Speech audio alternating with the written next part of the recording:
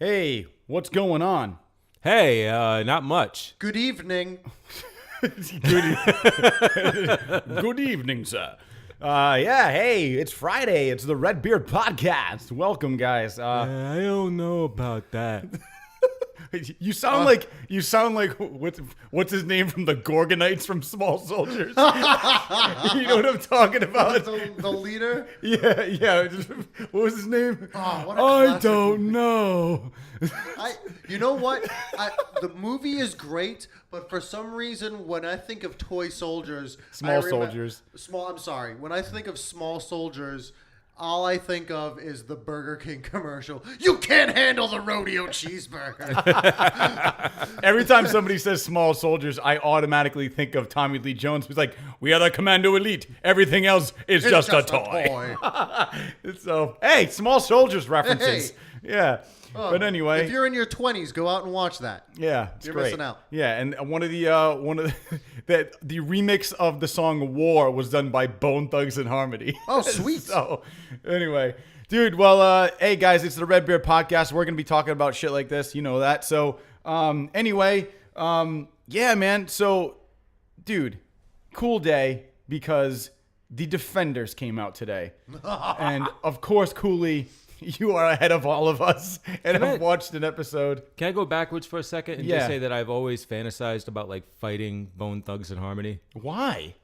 Why would you want to fight them? Because I don't know. It's just like Well, maybe if you they fight, aggravate me. well, you can fight them at the crossroads. You know, and maybe one day you guys will meet, and you'll No, be if able that's to. if that's a reference to a song, I have no fucking clue because I hate it every minute of Bone Thugs and Harmony. See, You I'm not a. You don't know Crossroads? You don't know the crossroads. Is that a See song? you at the Yeah, crossroads. I'm Won't gonna miss everybody. lonely. I'm gonna miss everybody. Body, and I'm gonna miss everybody. Hold on. I miss my Uncle know that? Jojo. No, But So they good. but they were thugs. Yeah. Yeah, But they had harmony. yeah. I just want to slap every one of them. Listen. I don't say that I'm a huge Bone Thugs and Harmony fan, but there are like two songs. I think it's Crossroads and that other one I just talked about, the War remix. That's it. I'm not a big Bone Thugs and Harmony person. I don't know. I mean, we can look it up in Apple Music and see which is the most. I just want to say, what the fuck are you guys thinking? What? You know what I mean? Like when it comes, not you guys, like Bone Bone Thugs. Like if I Thugs. could talk to them, that's what I would say. I'd be, what the fuck were you guys thinking? Dude, they made a lot of money, so they were doing something right. They fucked up hip hop. You know Did what? they though? I don't know. They did. Because so many people, like, they didn't emulate them, but they took that, like, they took from them and they tried to make some of that shit their own, and like it just kind of changed hip hop from that point on, and it's just awful now. I don't feel like Bone Thugs and Harmony was the catalyst for changing hip hop. Oh, they weren't even that big. They had like two like songs that were good. I mean, maybe, but I mean, like that's it. Like they didn't have. I don't feel like they had a huge influence on the hip hop world. You know what I mean? I feel like you want to talk about somebody who had an influence on hip hop. I mean, that'd be Wu-Tang. Like they were huge. Yeah, but that's not. But I'm saying, like, nobody's like today. The hip hop that you hear today is not grown from Wu-Tang.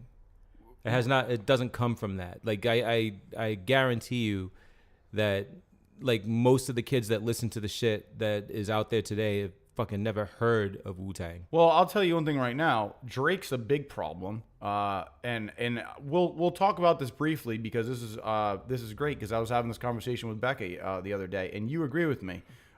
We were actually in the car driving somewhere, and we put on a radio station, and it was just like Drake, and he's just like talking, and I said, and she was like, "Oh, I like this song," and I said, "I know we've had this conversation." I was like, "But why do you like this song?" I said, "I understand, but it's just a beat with a dude talking. He's not rhyming. He's not doing anything. He doesn't even have any like rhythm, you know?" And like they compared him on a YouTube video to Eminem, and they were like Eminem versus Drake. And you see Drake in the studio just like talking. He's like, "Yeah, I'm talking in the microphone, blah, whatever." And then you see Eminem and he's like fucking killing it. And he's like rhyming and his lyrics make sense and they're very smart and they're thought out.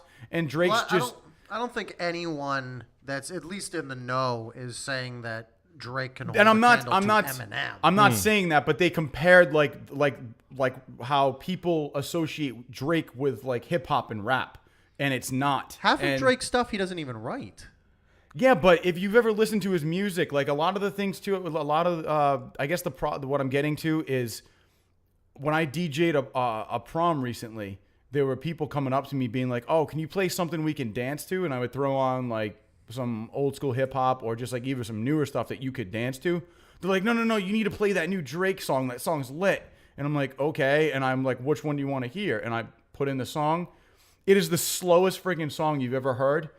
And they consider that to be dance music. And the funny thing is that they're on the dance floor and they're not dancing though. They're standing there all in this, circle, and they're just listening to Drake, just like doing this little shake with the head. I'm like, that's what you think dancing is? Like, that's not dance music at all. And so I had to like change my entire playlist. You know what I mean? And like people associate like Drake with music, and it's not. And and I think like that's what you're saying. Like, it's disgusting. Yeah, exactly. Hey, I'm not a big Drake fan, so you guys know that now. But I agree with you, man. Like, it's not hip hop, but I don't think that like Bone Thugs brought us to where we are now. You know what I mean? Like, No, I think that they played a hand in it though. Like there are elements of what they did. Like they were able to take hip hop to like a softer place. Yes, no, I agree with you there. okay, You know what I mean? all right. That Bone Thugs and Harmony, I think, brought it a little more to the mainstream. Right. All right, that makes sense when you say that. I can see Yeah. that. Okay. All right.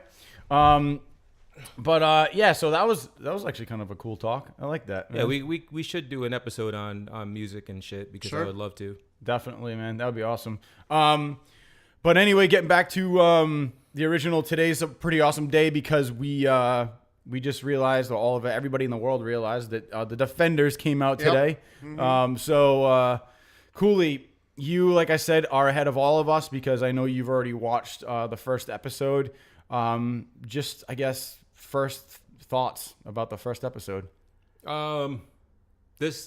So Marvel does this thing with all of their shit, including their TV shows, where they try to approach everything and make them all part of like different genres, right? Like, so you have like, like your political espionage thriller with Winter Soldier. You have your heist movie with Ant-Man. You Sure. have, your buddy movie with, the Thor Ragnarok movie coming out, which is going to be Thor and Hulk, getting together and Okay. having like a Lethal Weapon kind of, combination of Yeah, characters. I agree with you on that one. So you're like every single like Marvel Netflix show has also had its own identity, so to speak. So you had your gritty crime, drama with Daredevil. You had your noir detective, series with Jessica Jones. You had the blaxploitation era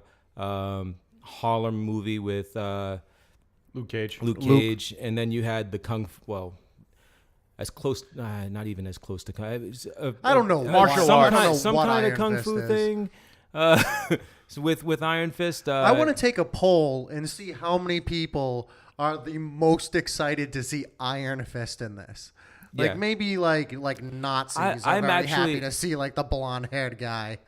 I'm But, actually excited to see Iron Fist in this because I feel like it's gonna his turn in this show is gonna be better than his own series. From Possibly, what I've seen in the trailers, it looks like the choreography is a lot better than it was in Oh, his, and his I can singular speak to series. it. It is. I mean, matter of fact, the opening scene is an Iron Fist scene. Well, then and- that's why I want to see it. I mean, and it's and he's already 10 times better than what we saw in his show. By the way, I'm sorry. I just want to clarify that I'm not saying that Iron Fist is a Nazi. No, I'm just saying that with his blonde you're hair. making an Aryan reference. Yeah. that Yeah. A lot of people in Charlottesville would have loved Iron Fist's appearance. Is all I'm saying. But this show, Topical.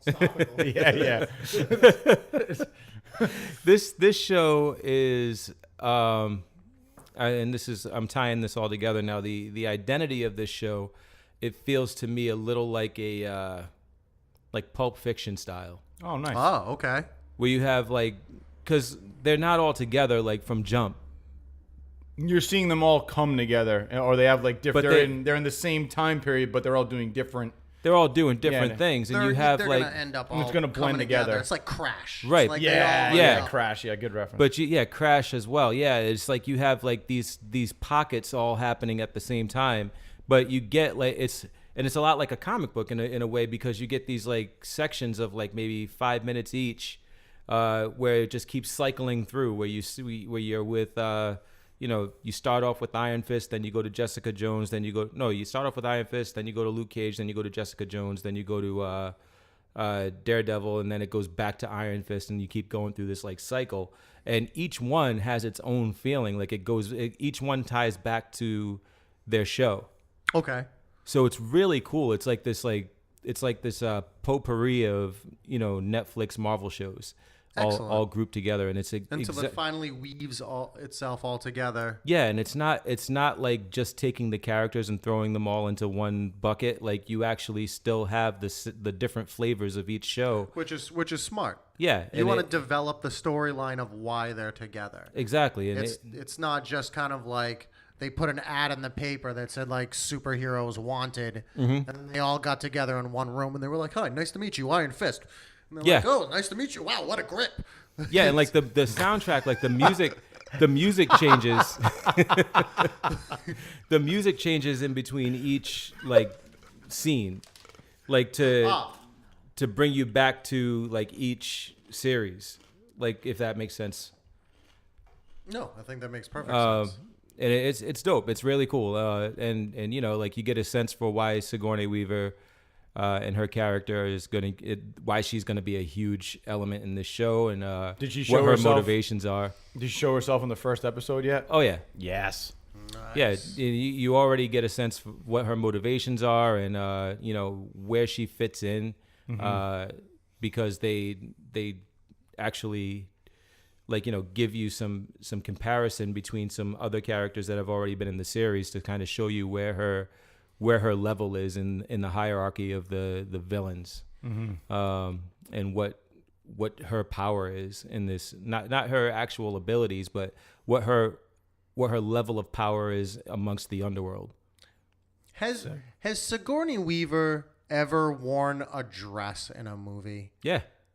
Ghostbusters. Yes? Really? Yeah, Ghostbusters. Oh yeah, that's right. It was like a Lacey thing. To me, she was always. Sigourney Weaver always came across as like the Hillary Clinton of movies. Like a pantsuit. Like it's just power suits. But I mean, everything. you also think about, I mean, like where her career started. I mean, she played Ripley, which was a character that was originally written for a man. Well, do you know how her career ultimately really started?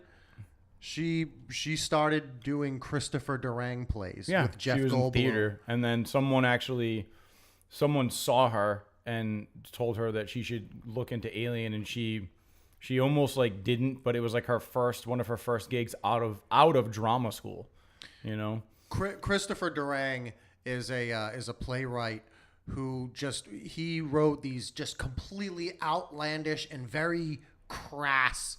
He's an absurdist playwright. Oh yeah. Yeah. So it's awesome. What's the Identity Crisis is probably my favorite one. I was a big Titanic fan, but that was just because it was so outlandish. Yeah. That was just like pedophilia was in it. Yeah. And freaking, not that I'm condoning that, but I'm just saying there was so many fucked up things. He put stuff in there that you would never expect to be think, and it was a comedy. And that's that was the thing. That was the point. A lot of it's like a lot of his plays are dark comedies. I really like Identity Crisis because of the monologue where like they're talking about Tinkerbell coming back to life, and like it's really dark, and like there's all these Peter Pan references. Oh yeah, it's really funny. He was like a big factor. I kind of look at it like he was the play version of the Marlon Brothers or the Wayne Brothers Scary Movie. Yeah. Like he pushed the envelope. Anyways, regardless. Yeah. I can't wait to watch Defenders. We're going to watch an episode or two today. Hell yeah, man. I believe. Definitely. Yeah, I want to get started on that because that looks like it's going to be great. Anyway, one of the other things I really wanted,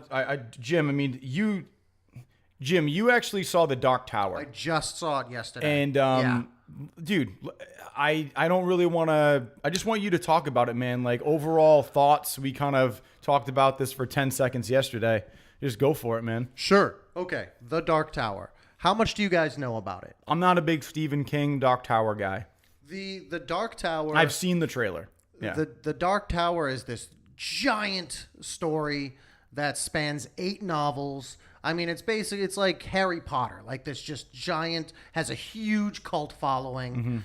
Mm-hmm. The movie has been in the works for years. They finally put out The Dark Tower, and it is a tragedy. Okay. It is so sad to see what they put up on the screen. And there's a couple of reasons. One, Matthew McConaughey is terrible. Really? Matthew McConaughey is just fucking Matthew McConaughey. Okay, when you saw the trailer, though, did he look good in the trailer? Because I thought he did. I mean, like, his appearance looks good, but him as a character, like, the character he's playing, the Man in Black, is kind of like an extension of the devil. Like, he is ultimate bad in this world. And he's just Matthew McConaughey. He's just kind of like, he walks around, he's like, stop breathing. And people drops and he's dead. It's just, he's not really, he doesn't do anything that really gives him that scary edge. He's just a guy that has powers that can make you do things. And that's it. Like, there's nothing about his character that makes him feel evil. Yeah, so it's like Steve Carell. What, in Bruce Almighty? Yeah. yeah, of course. He's like an evil Jim Carrey. Like, he's just freaking No, there. Evan Almighty. Like, Evan Almighty, anybody, yeah, thank you. Anybody could have played the character and done the same exact thing. There was nothing that stood out about him. I thought Idris Elba did a good job as Roland. I thought that he did a good job. Yeah. I think he was the standout. It doesn't surprise me, though. I mean, he's a good actor. Yo, Ghost Rider, Spirit of Vengeance, the sequel to Ghost Rider. I enjoyed that more than the first one. Idris Elba was the star of that movie. Yeah, he was good. Also, I will say, and I love Nicolas Cage for the fact that he's just so outlandish. Ghost Rider Spirit of Vengeance has one of the best Nicolas Cage freakouts in it. Just an unnecessary, just like yelling in this guy's face. Just over the top. But dude, I'm on Flickster right now, and I'm looking at Rotten Tomatoes. Dude, it's got like a 16% score right now. Like, it's awful. It is panned by everybody. It's almost like going to see Jurassic Park, but they decided to take out the dinosaurs. What the hell? Yo, does this movie leave it open for like the next installment of the Dark Tower? No, it doesn't. Let's do it, but let's take out Pennywise. It's fine. We don't need it. In the books, it's the kid's story. In the books, there's Roland of Gilead, who's the main protagonist, who's this gunslinger. And then you have his group that is Jake Chambers, who's a little kid, who's in the movie. And then you have Eddie and Susanna Dean, who is a drug addict and a crippled woman, respectively. And they're not in it. Eddie and Susanna Dean are integral to the story. And they are just washed away like it never happened. It's not, you're watching The Dark Tower, but it's not The Dark Tower. It's almost like it has nothing to do with the novels. Have you read anything about what Stephen King thinks about this? I can't possibly imagine that he's happy about this. Well, I mean, his reaction has actually been positive. Really? What did he say? He said that they nailed it. What? So just I have no idea how. To play like devil's advocate in this, because I know a couple of people that have actually like said that they like the movie. Like, one thing about the books, spoiler alert for anybody who you finished all of the novels, right? Yeah. Yes. So spoiler alert for anybody who hasn't finished the novel. Stop listening, because I don't want to fucking hear anything about me fucking up your experience. So piss off. At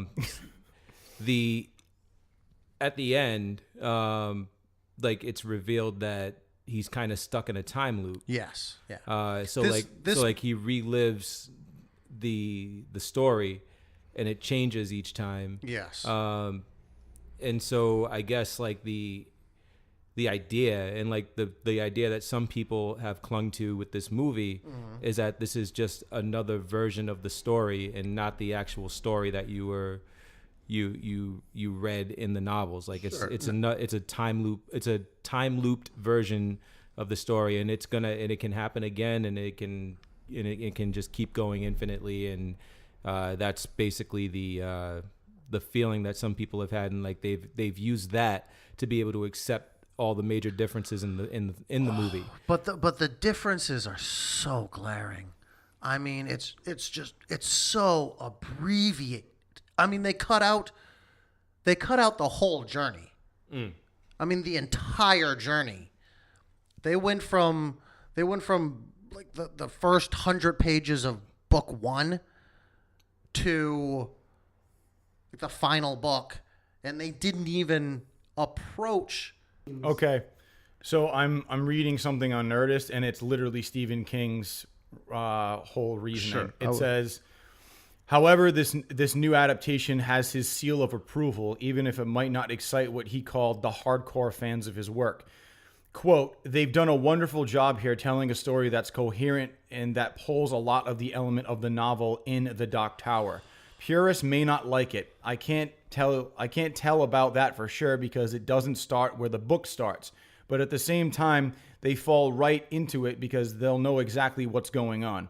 You have to keep in mind that all of the books that I've written, the fans of the Dark Tower books are the most zealous, the most fervent fans of all, he added later, but they all make a small subgroup of the people who read books like The Shining and Misery, that sort of thing. The books are an acquired taste. They're fantasy. That's pretty much what he said. I understand, but I'm saying it's just so compact, and they left out so many elements. You know what surprises me is that they made a one-off movie about it, but they went out of their way to get talents like McConaughey, Idris Elba, whoever else is in the movie. Sure. You would think that with that type of casting and the amount of work that they're going to put into making one movie, that they would plan for making it a series. Of course. How would you not even want Pet to? Cemetery got a sequel. Like can they you made one Curious George movie. What the fuck? What if you took The Hobbit and The Lord of the Rings and made that an hour-and-a-half movie? No, but think about it. Brandon Fraser. What about him? Curious George. Yeah, what about it? They made one fucking movie. You know how many Curious George books there are? Okay. All You know? right. I apologize. Fucking can't believe it. But I'm just stating from a marketing standpoint, if there's such a strong following, why wouldn't you make it a couple of movies, be able to incorporate more of the book? Hey, I mean, dude, point taken. I honestly think that I think that that's a very valid point. That you, as a fan of the books, you would want there to be more than one movie to encompass it all. I mean, I would be pissed if I were you because I would want to actually see more of what I read about and have some of the characters that are crucial to the storyline involved. And if they weren't going to do that, I don't know why you would even just do it at all. Rather just like take your time with it and make it into a franchise that people can look forward to. I mean, Jesus Christ, they made 8 Saw movies. I think they can make more than one Dark Tower. Oh, yeah. I feel like that they could afford to do that, especially with Stephen King's backing and when you have enough money to get people like Matthew McConaughey and Idris Elba. Like, the money's there. And it's proven that you can have a really wide sweeping saga look at the Marvel movies, man. Of course. Yeah, I mean, they could have taken their time to build this rather than throwing out a 90-minute fucking pile of shit that everybody hates. You know, I mean, and it's not just you, obviously, though. no, it's obviously not it's just not you. just me. I know like that- there are a lot of people that hate this movie, so it's you're obviously not the only one. It's a valid point. clearly- I think Stephen King is going to realize he kind of fucked up on this Clearly, one. this is near and dear to my Well, heart. it's not Stephen King. No. Well, it's but the fact that he has like positive like reviews behind this and thinks it was a good idea to do it the way that they did, like I think he's going to realize it maybe wasn't the best idea. Well, for here's the the thing. fans. I don't know that he necessarily thinks it's a good idea to do it the way that they did it, but he liked what he saw. And as a creator, and like, you know, if you create something, right, and you have your own vision for it and you do it and it gets out there and it's popular and it's famous, and then somebody else does an adaptation and you watch it, you're either going to like it or you're going to hate it. And he liked it. So, I mean, you can't fault the guy for that. It's not his fault that the studio did what they did. I'm not saying not- that it's I'm his, not his condemning fault Stephen that. King. I think Stephen King wrote The Dark Tower. That's his. He owned it. Yes, People that are that fans of is the his. book. But what I'm saying, like, he has no reason to feel. I'm saying he's not going to have any reason to feel like he fucked up or he did something well, wrong. all right, we're going on way too long on this, but all I want to say is this. I think I'm just very surprised that he has given this movie a seal of approval when, from what I'm listening to, a hardcore Stephen fan right now who saw the movie and says that they left out things that were important, major characters, major plot lines, things that are integral to the story were left out. I don't understand how he can give his seal of approval on a movie that left so much out. Because he enjoyed it. My I girlfriend, guess he did. my Okay. girlfriend saw it with me. Yeah. And we like similar movies. She did not read the Stephen King novels. Right. And she liked it. And she told me, she goes, it was enjoy. It wasn't terrible to watch. You know, some of it was fun, but she really didn't understand what was going on, with the exception of Idris Elba is trying to kill Matthew McConaughey. That's what she got out of the movie. Right. And Well, but she said there was just so much. She said too much was packed into 90 minutes that Yeah. it just became this jumbled blob. which is weird. You know, you think at least with today's cinema, you'd have a movie that could have been at least 2 hours, 2.5 hours. I was shocked. You know, 90 shocked. minutes. Also consider that Stephen King, first of all, Stephen King created this stuff. He spent so much time in it. He's got a picture of what's going on in his head. He knows everything inside and out. And what he's watching is like a manifestation of his vision on the screen. Right. And so like whether or not it fills in all the gaps doesn't matter to him. He's watching it and he's seeing his characters come to life. Being a fanboy And about it. and he's seeing like, oh wow, there's the man in black, and oh wow, that's how I envision the gunslinger Roland. And Like I said, Idris you know, Elba and- does play a very good Roland. yeah, and so like I feel like that is most likely the reason why he's giving his seal of approval, because he probably saw it and was like, wow. Anyways, I wanna wrap this up because I will bitch about this forever. Hey, by the way, Bone Thugs and Harmony just came out with a new album this year. Yay. Bringing it full circle. let's And not to get- mention, go ahead. What Let's were you get gonna back say? to Bone Thugs. Yeah. Not to mention Stephen King is having a great year because It's coming out very soon. It looks promising. It looks great. We just watched one of the, like a combination of all the trailers. You guys have heard us talk about this before. It looks great. Also, if you haven't had a chance, check out the Ronald McDonald like It trailer. It's like kind of a parody of like the It trailers. They took some stuff and made fun of it, which is pretty good. So we all got caught up on Game of Thrones, which was a great episode. So we talked about the last episode, and dude, Jamie was alive within the first 30 alive. seconds. Yep. So that was pretty good. We Right kinda, away. like, we put that to bed right Yeah. away. So what did you guys think of this episode? A lot of stuff happened. My biggest takeaway is the whole pretty much confirming that Jon Snow is Targaryen when he is able to kind of touch the dragon. And there was something else in the episode that happened where Sam was scribing some stuff in his his wife or girlfriend there said something and he cut her off. Yeah. And if you were listening, it basically like explained something very big that a lot of people missed. Some people caught it though. So Which was? So there was a marriage that was an annulment. I'm gonna send you the article so you can go through the entire thing. I will. But basically, what it's saying is that Jon Snow is technically the heir to the Iron Throne, and Daenerys actually doesn't have the right. Oh, super So, shit. And one of the things that we actually saw is, I think it pretty much proved that he is part Targaryen, where he touched the dragon. The dragon allowed it to be touched, and even Daenerys was a little taken back by it. She is so hot for Jon Snow, though. Oh, yeah. Oh, my God. She wants it. And why not? Yeah. Right? Yeah. I mean, but that's his aunt, so that's a little weird. So Why? if you don't know it, it's not weird. If you do, it's weird. Okay. I mean, it's Game of Thrones, though. Yeah, it's Game all of right, Thrones. whatever. I guess I'm the only one who thinks Everyone's incest is fucking wrong. their sisters. Yeah, yeah. I mean, when you have Cersei's brother and pregnant. sister, Yeah, I get that, but like they're fucked up. Like Jon Snow and Daenerys, I feel like have their heads on somewhat straight. You know. but even Marjorie and what's his name there, Iron Fist. Iron Fist. Yeah. Jamie Lannister. No, Iron Fist. Well, he has a legit Yeah, Iron Fist. he has. Yeah. Oh, But I'm that's talking- why I said that. But I'm talking about the Tyrell kid, the Rose. Can't remember his first name, but anyway. I don't know. I'm losing it. Yeah, him, Finn Jones. They were fucking, Everyone just Yeah. fucks. All right. and they're brother and sister.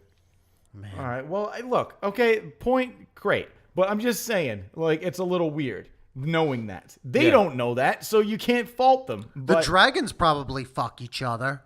And, Yeah. like, they're related. Yeah, I mean, well, like, there's who only else are they 3 gonna of them. fuck? It's only 3 Yeah, of they're them. the only ones around. So Huh. Yeah. You know, Yeah.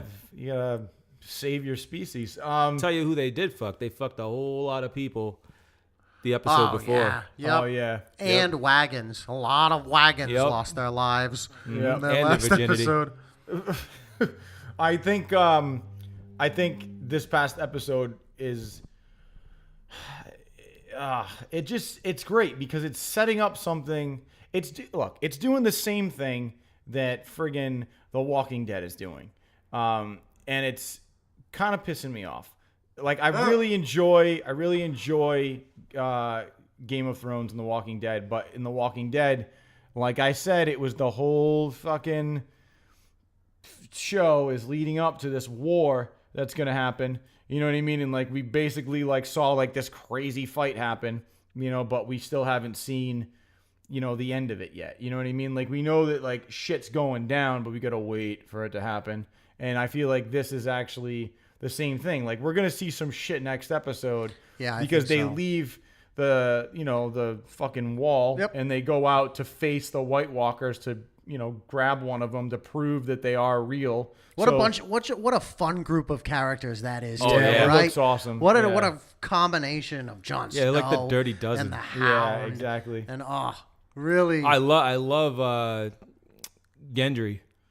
yeah. And like them two meeting, I think that was like my favorite scene in the whole episode was Gendry and Jon Snow. Yes, actually very much. meeting each other for the first time, and just like acknowledging that their parents were friends, and you know just it's just fucking cool. Like they had like this kinship, you know. I love the guy I love his the older guy who was with him. I mean, he was played the fucking captain of the Titanic in the movie Titanic. Yes.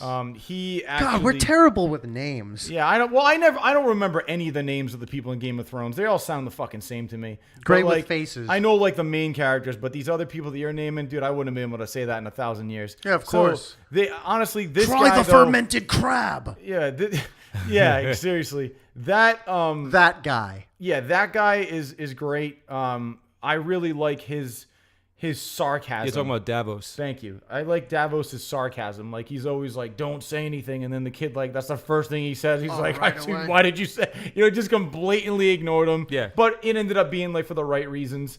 And Why listen to me? I've only been around for yeah, yeah. And that huge friggin' mallet that kid had. What a fucking sick weapon. Oh, yeah. We just smashed those guys' faces in. Love it. That's awesome. Are you good with a sword? No, I use a hammer. Yo, he did that shit, yeah. Yo, he bashed their faces in like 2 seconds. Like he man. swung that hammer twice in 2 seconds and just fucked them up. Yeah. Like it was so good. Yeah. Well, they were all fucked up from the fermented crap. It's gross. But yeah, I mean, this episode kicked ass. I don't really have anything else to say about it. I'm excited for them to take down the friggin' or see what happens when they meet up with the White Walkers. But my point is that I feel like the White Walkers are going to be a thing. Then there's going to be one more episode, which is the finale, and that's it. There's only 2 episodes left.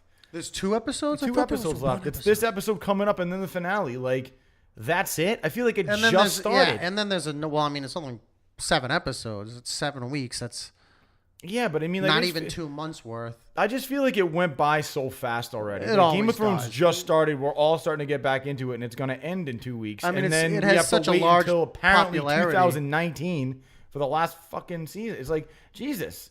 You know what I mean? It's like, that's it, man? We've been waiting this long for this, that. I mean, It's not like they didn't give us a lot of shit, though. They didn't, but man, I want more. You know what I'm saying? Like, I want to see that's- some shit happen in every episode. Like, I'm hoping this next episode's good and it goes out with a banger finale. But I mean, Then they're doing their job. yeah, I guess. But fucking, we gotta wait 2 years for. Oh my god, dude. Dude, that shit, that means they're doing their job and they're doing it well. They want to do it right. But I'm selfish. No, I know. So At least it's not the Dark Tower. yeah. Yo, they could have put out everything all at once and made it a steaming pile of shit. Which Like, just which we would rushed have it. complained about as well. So I mean, you might as well complain and then get what you really want in the end. Yeah. I hate Littlefinger. But I think that's the point. I think you're supposed, because he's Yeah. so conniving. Mm-hmm. But I Again, they're doing their job. They Yes. are. Oh, They yeah. are. I just can't. But I love the fact that I hate him because when he goes down, it's going to be so much better. You know, that's why I can't wait for that. Yep. It's going to be one of those moments where you stand up and clap. Yeah. You know, Just like when Joffrey got it, I was so psyched when that happened, and when Ramses got it, that was awesome. But the fact that he's actually manipulating Arya is fucking. That was crazy to me. Yeah. because I think Arya is so used to being the smartest person. But- We're used to her being the smartest she person. is. Yeah. But sorry. No, and just she hasn't dealt with Littlefinger in so long. But I think when Littlefinger actually saw her fighting whatever and realized like she's not the same person, she posed an immediate threat to him, which is Right. why he's trying to take care of her now before she actually gains any Well, power. her relationship with Sansa is really the threat. That's weird too, because Sansa even knows like her sister's like a little fucked up because of everything she's been through. very different. She was like getting in her face and being a little threatening to her, to the point where Sansa was like, I need to get back to work. Like, you're fucking starting to scare me, you know? Yeah. So, and I can't wait until Jon Snow comes back and sees like all of his siblings together again. That's what I'm waiting for. And they put that off each episode. I'm like, oh, just get them back together. I just want to see that, you know? So, No, but, completely agree. yeah. Anyway, so And how sad to see, I again don't remember his name, but the crippled brother, the one Bran? that's now the Raven. Like, how sad is it that he's lost any semblance of who he used to be? How he's just kind of a shell. I see. He's kind of life. Mr. My brother Manhattan died in The for you. Watchmen, Thanks. where he no longer has any true connection to, to the human race. He's just above it. I personally am annoyed with his storyline. I mean, to be honest with you, I don't really enjoy it. Every time it goes back to his storyline, I get bored. Except for the part where he was like controlling the Ravens and he could see Well, where isn't the that White the Walkers. only thing that happened to him in this episode? I don't think Pretty much. he was just like, oh shit. Well, there was the there's dagger. the There was army. something else that they had talked about briefly. Yeah, Why he had the dagger and a stuff couple like that. episodes ago. Well, that was the dagger that was used to attack him when he was in a fell out. coma. Yeah, when he Right. broke his legs to begin with. Right. Man, it's been so long since But he that, broke his legs. What do you guys think about the decision to just burn those two dudes? in the beginning. I think it. Becca said it best. She was like, she basically said she was going to do something. It was their fault because they stood their ground, and she had to make an example out of them. Like, I think at heart she didn't want to do it, but she knows that if she didn't do it, she would have had like no clout. And like, now, yeah. You know what I mean? Like, people would have never like held her at her word. Like, I feel like that's a shitty thing that she had to do, and she doesn't know that she basically killed Sam's brothers and father. You know, but I mean, but now Sam is the heir to the throne. Exactly. That's what I was going to say. So he doesn't know yet that he's the last surviving member. I also think that Sam won't really give a shit because his father and his brother were like fucking shit to him. No, very, very true. Yeah, like he ended up leaving his family because of the way that they treated him. So, I mean, like there's probably no love lost. I mean, I'm sure he'll be not at all. He'll but be a he little now inherits sad, but everything. I'm sure that. Well, I feel like regardless, there's going to be some sort of emotion there, but not like hardcore hurt because they treated him like shit. I think it's going to be interesting to see what happens when he finds out that Daenerys is responsible for that, and by that time we'll see what the relationship is between her and Jon Snow. You know, so that's interesting. I don't know how that's going to turn out because it's obvious that they're creating some sort of a relationship between Daenerys and Jon Snow where he says, I'm leaving, and she's like, oh, I was just starting to get used to you. I feel like that scene after the battle, where she basically, that was like the first downfall of Daenerys. I really felt like when she was basically telling all the soldiers, you have two choices, bend the knee or we're going to kill you. Yeah. Like you can either, because it's what Tyrion said. It's more of the same. Yeah. Yeah. Tyrion was trying to get her to do something different because she's losing her whole reputation if she starts killing people. Of course. Exactly.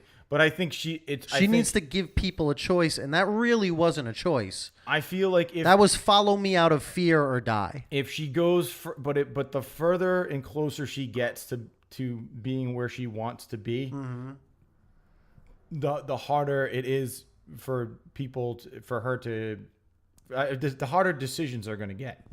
You know, and I feel like she's getting closer to where she wants. This was a big moment, and you know, she had to do something drastic to hold, you know, some of her power. I mean, not to mention she's got fucking huge dragons behind her, but regardless, the letter that she wrote to Robb Stark, sure, was what Arya actually picked up. So like that shit that Littlefinger had, that little scroll, that they kind of flashed over for like a second, and like half of it was blurred out. It was actually a message that she was forced to send to her brother just before they killed Eddard. And Cersei Lannister made her write it, so like to try and get her brother to come in. So basically, she just says that like in that letter she wrote, Robb, I write to you with a heavy heart. Our good King Robert is dead, killed from wounds he took in a boar hunt. Father has been charged with treason. He conspired with Robert's brothers against my beloved Joffrey and tried to steal his throne. The Lannisters are treating me very well and provide me with every comfort. I beg you, come to King's Landing, swear fealty to King Joffrey, and prevent any strife between the great houses of Lannister and Stark. And that's what that letter said. So that's what Arya read, which is why she seemed so upset about it. Well, of course. I mean, I don't think anybody thought that this wasn't a ploy to pit sister against sister. Right. But I mean, like reading that and not knowing the circumstances under which it was written, she's obviously going to consider her sister a Lannister sympathizer. Yes. Nice. It's going to be fun. Now let's just take a second to hear a little bit about our sponsor.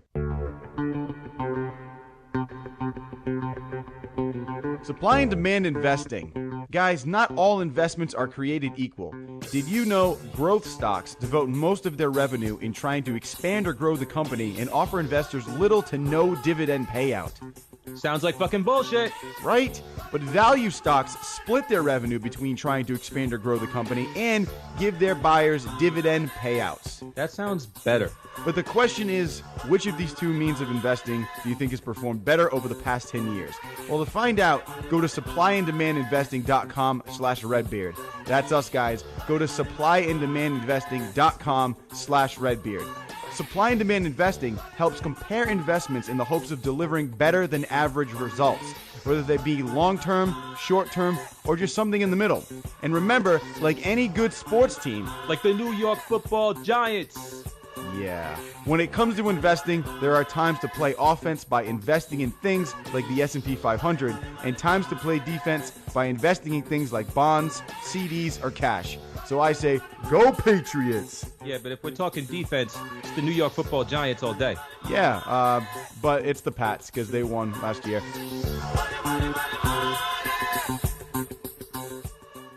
Yeah, so last episode we were gonna do this, but we decided to wait. We were gonna wait for Ren, but Ren actually can't be here today again. We miss you, Ren. But I hope your sore throat gets better. she's still dealing. What do you say? She's still dealing with it. Anyway, let's jump into a segment. Scenes that are stupid. It's about to get all stupid up in here! With that being said, are you guys ready? Would any of you like to go first with a scene that is stupid, or would you like me to go first? Sure, whatever. Go for it. I'm actually kind of feeling like mine is probably blasphemy as well. Superman, the movie. The original? The original with Christopher Reeve. Christopher Reeve, yeah.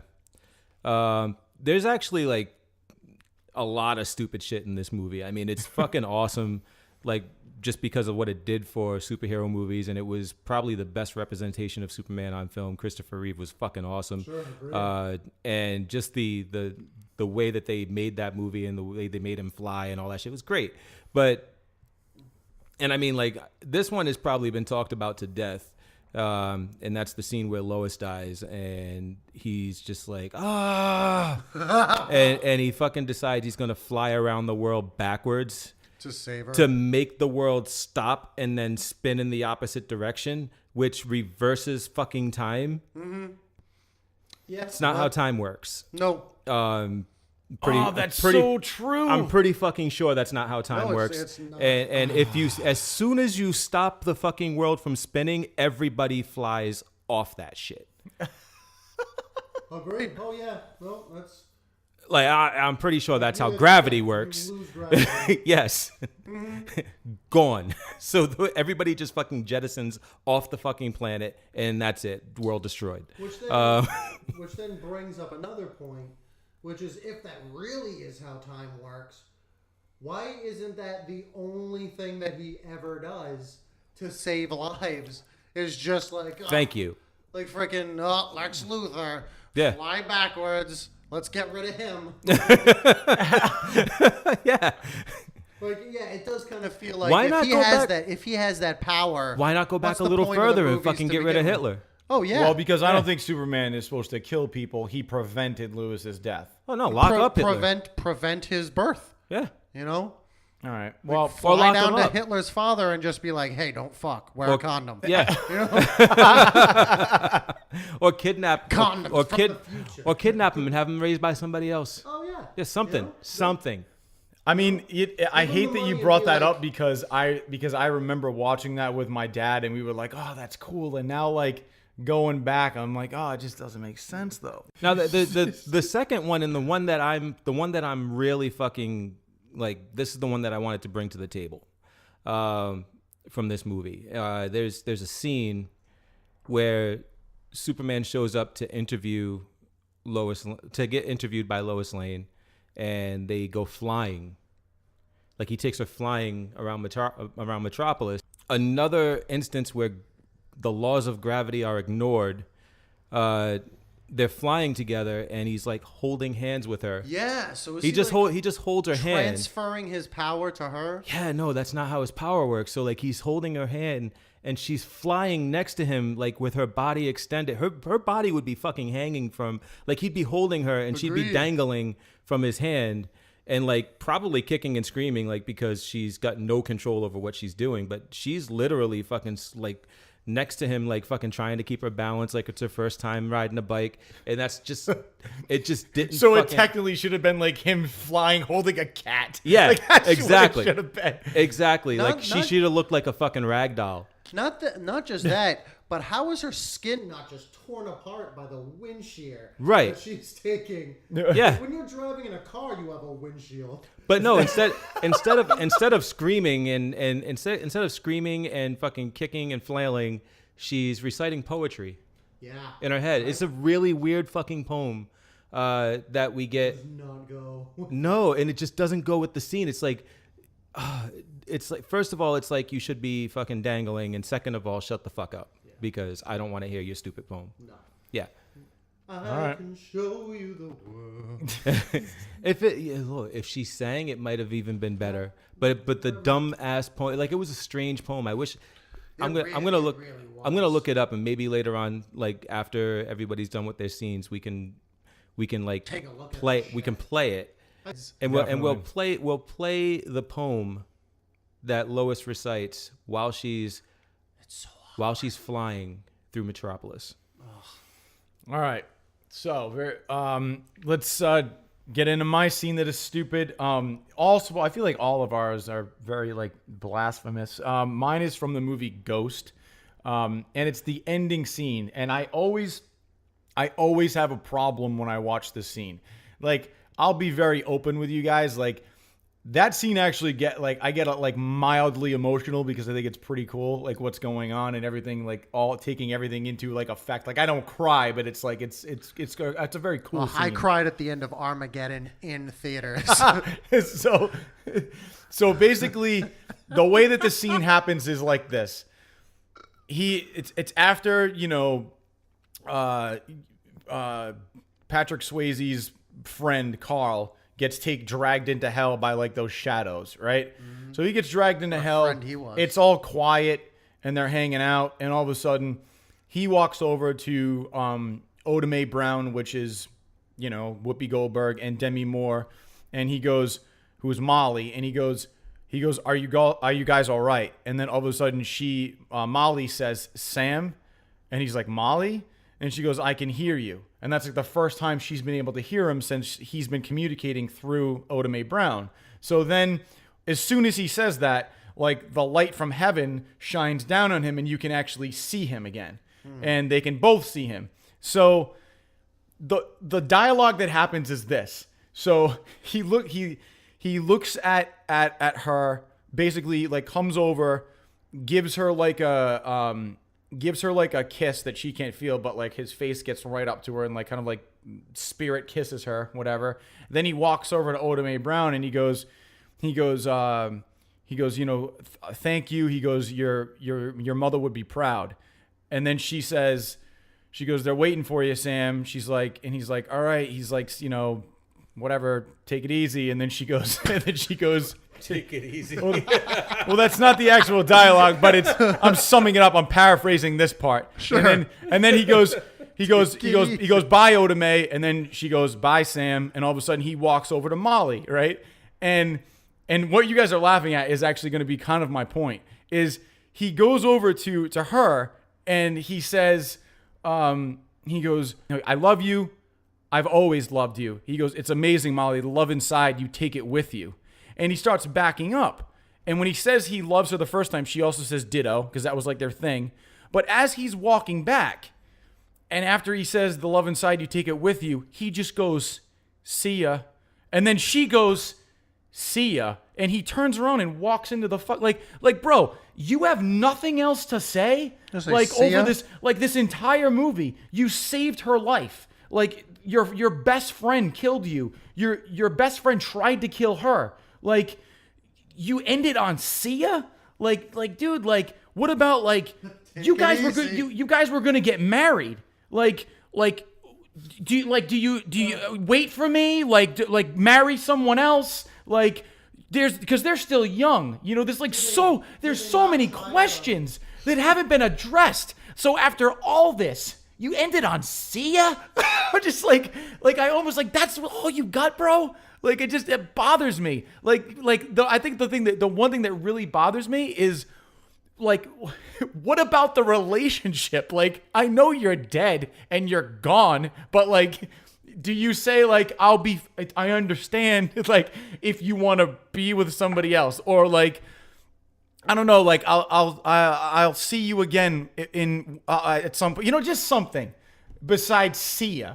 And then as he's walking over, like, if it was, granted, I've never been there and who knows, but I feel like if I was in that situation and I was dead and I'm going into heaven, I might be walking backwards looking at the person. He just kind of was like, see ya, she says see ya, and he turns around and walks into heaven. It's like, she's right there watching you go. Like, just turn around and turn around and do like a wave as the light. I don't know, dude. It drives me nuts. I mean, like, Swayze was probably on some kind of weird contract where he got paid by the minute, and like the director was probably pulling a Tony. Yeah, he was pulling a Tony, and he was just rolling his finger. Come on, wrap it up. He was like, see ya. Perfect. It's a wrap, guys. Well, that's tonight. this is not going to be another Jaws. Hey, Patrick, is the meter still running? Really? Yes, it is. All right, let's wrap this up. Really? But seriously, though, does anybody else like see what I'm saying or no? Yeah, like, no, makes sense. Yeah, it's awful. So I don't know. I'd be curious to see what other people think, because that always irks me. But anyway, all right, let's do one game of Would You Rather. And I'm actually going to not use a Would You Rather question that I got on here, but one that was posed on the ride to the airport when I was driving my wife there. And they asked, would you rather sit next to a very largely obese person on a plane, or sit next to a very smelly person on a plane? Largely obese. Yeah. Oh, really? Yo, bad smells offend me. Like, and I mean, I get fucking offended, violently offended. I want to punch people in the face when they don't smell like they give a shit about themselves. Let me ask you this, though. But, like, how, like, after a while, like, when you're smelling something for so long, it starts to actually dull down? It's actually, like, a scientific fact, because I saw it on Bill Nye once. Nope. If you lift up, like, a pair of smelly socks, when the first instinct is you'll smell it, but then it will start to lessen as the more that your senses adapt to it. So, being with that said, no? Nope, I'd still rather sit next to an obese person. I mean, nothing wrong with that. I mean, but sitting next to an obese person is so uncomfortable sometimes. Like, for like an extended flight, like when you can kind of just like. Well, it's different types of uncomfortable. Yeah, I don't know. All right, okay. Nope. All right, would you rather suck a dick or suck an asshole? You already asked me this once, and I think I said I would pass. Have you ever sucked? So answer the fucking question. Suck a dick or suck an asshole? Yeah. I don't know, man. I'm gonna have to go with fucking asshole because that's gross. Have you ever done something to an asshole? You don't have to elaborate. I just want a yes or no. No. All right. Okay. But you would suck an asshole rather than suck a dick. Yeah. Like, if those were the two fucking choices you had in front of you and you were forced to do one at gunpoint, they were like, choose a fucking thing to suck. Like someone You put a dick in an fucking asshole or dick, put something in your fucking mouth right now, or I'm pulling this motherfucking trigger. They're both Right, damn, man. They're both clean. I got a shadow of what Cooley would be like as a gangster.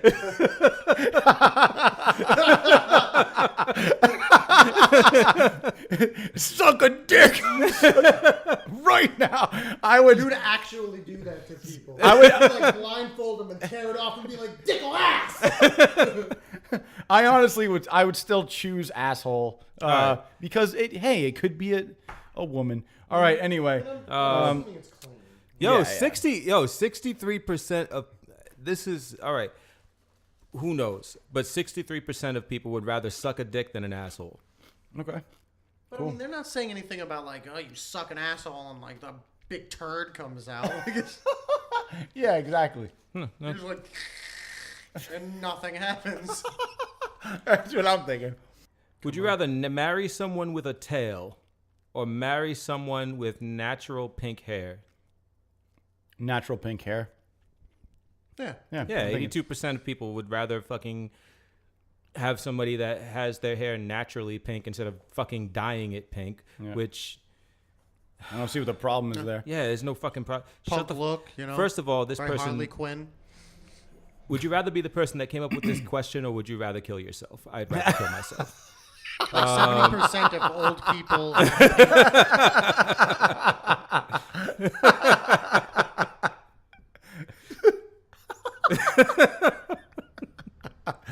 Oh, shit. That about does it this week for the Redbeard Podcast. I want to thank you guys for listening again. Every episode I kind of mentioned what we have coming up. So HasCon's coming up. Jim, you're actually going tomorrow to Walker Stalker in Boston with Don. I'll be there. So,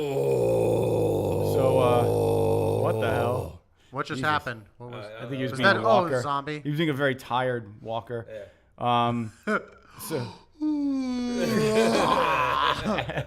So with that being said, we got HasCon coming up as well, and then after that it will be New York Comic Con in October, and then Rhode Island Comic Con in November. So we will see you guys later.